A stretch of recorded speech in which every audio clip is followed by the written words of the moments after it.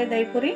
त्याच्यासाठी लागणारे साहित्य: हा 1 वाटी दही घेतले, हा 2 टोमॅटो कापून घेतलेले, हा 2 कांदा कापून घेतलेले, हा फरसाण आहे, हा बारीक शेव, हा 1 वाटी साखर.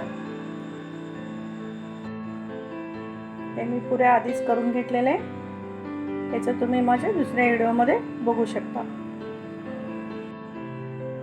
आता आपण हे दही मिक्स करून घेऊया. हा 1 छोटा वाटी साखर याच्यात घालायचे,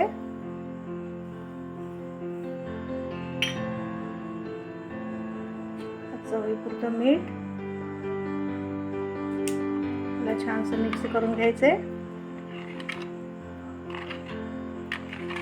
तुम्हाला साखर जशी पाहिजे तशी तुम्ही घालू शकता.